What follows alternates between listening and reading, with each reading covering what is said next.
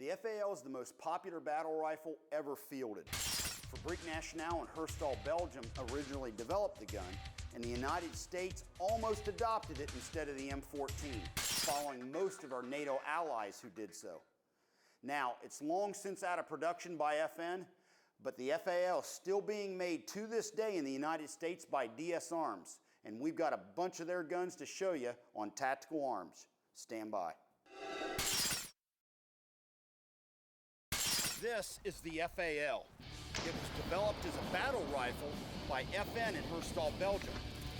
Originally, it was intended to be an assault rifle, selective fire and firing an intermediate cartridge.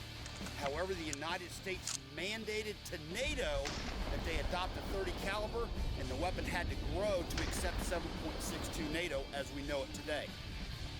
Many of them around the world are select fire, but frankly, like most .30 caliber weapons, in this weight class, they're worthless on fully automatic. So it's really an advanced semi-automatic battle rifle that takes a 20-round detachable box magazine.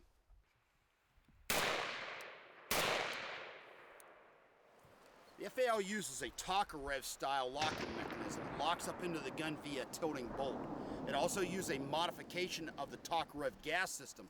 The gas piston is essentially a long rod that has a return spring to push it back forward.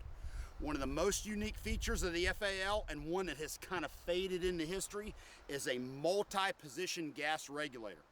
That means up here you can adjust the gas regulator to different types of ammunition to tailor the felt recoil and to make the gun work better in adverse conditions.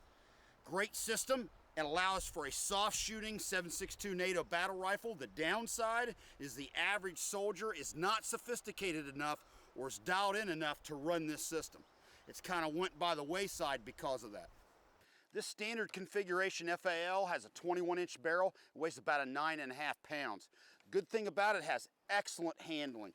The weapon balances well, it's very slim, and it's easy to handle in the field. Because of that, like other guns, such as the SVD, it actually feels lighter than it really is. Now I'm going to give you a couple pointers on running the FAL.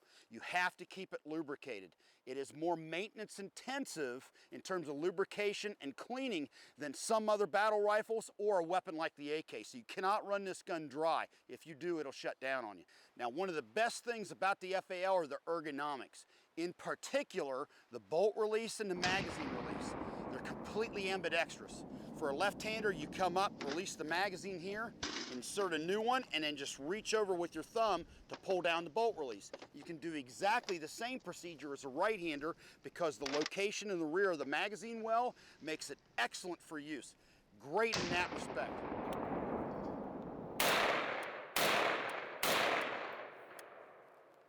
Now, to sum up the FAL, in my opinion, not necessarily the most accurate battle rifle in the world, not necessarily the most reliable, but what it does bring together, it brings together good reliability, good accuracy, and excellent ergonomics. And it's easy to see why this gun was so popular around the world.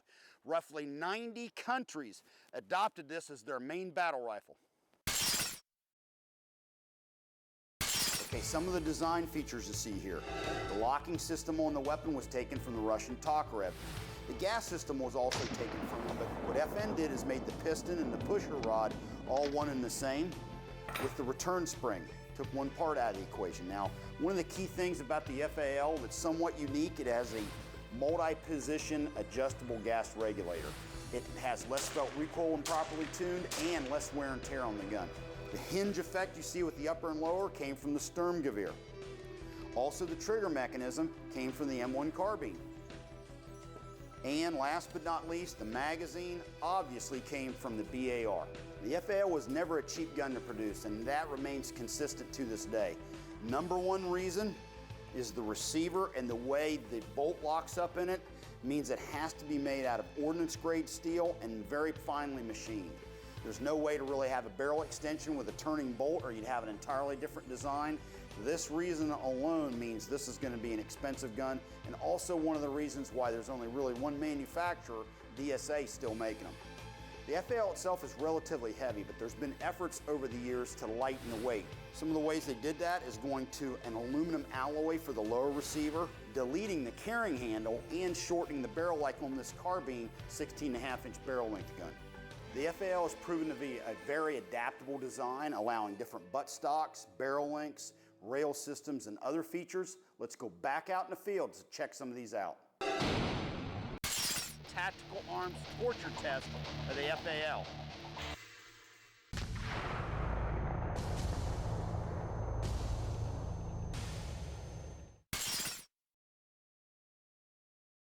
Now it's time for the unscientific tactical arms torture test of the FAL.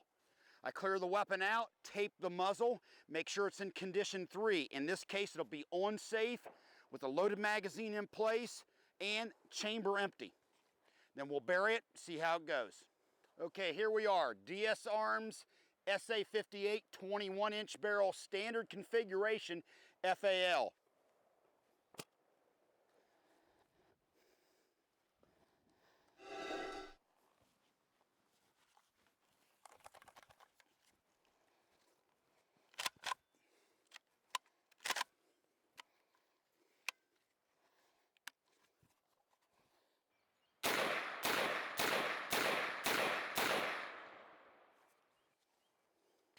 Not bad, I had to rack another round in there. The fact that the standard FAL does not have forward assist is kind of a ding on it. It's why the Israelis incorporated one into the design, where you push in on the charging handle and it can allow you to assist the bolt closed. Okay, next is the FAL mud test. The weapon is in the same condition it was in the sand test. Muzzle taped, condition 3, empty chamber, loaded magazine in place, lubed with ballistol.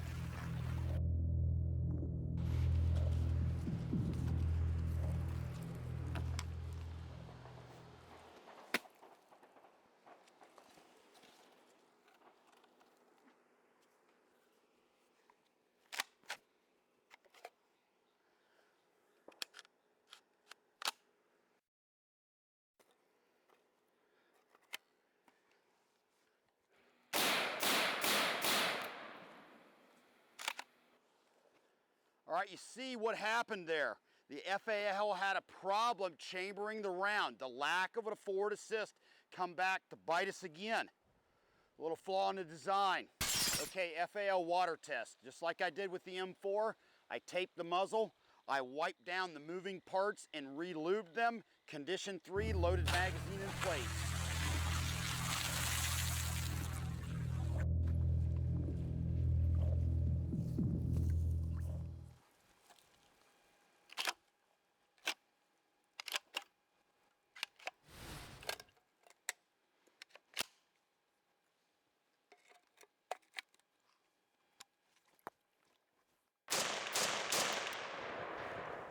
Okay, here we go again, even with the water test in the FAL. The inability to manually close the bolt with the forward assist comes back to haunt it. Now I'm seeing why the Israelis moved away from it and towards the AK. They had a conscript army, not a more highly trained army like in Europe, and therefore they didn't have the skill level at the individual soldier in order to keep the gun running. Okay, last test of the day. Drake Landing, Lillington, North Carolina, on the pistol pit berm.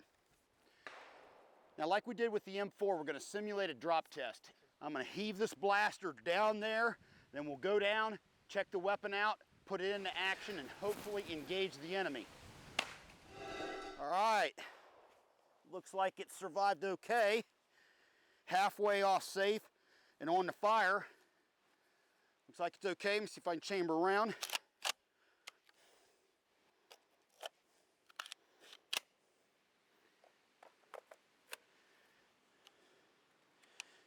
All right, here we go.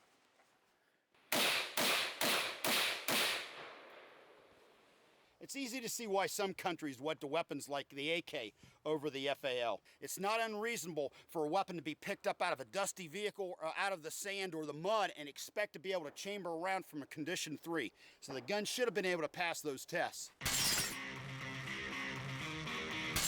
We're here at Drake Landing in Lillington, North Carolina. I got my good friend Dave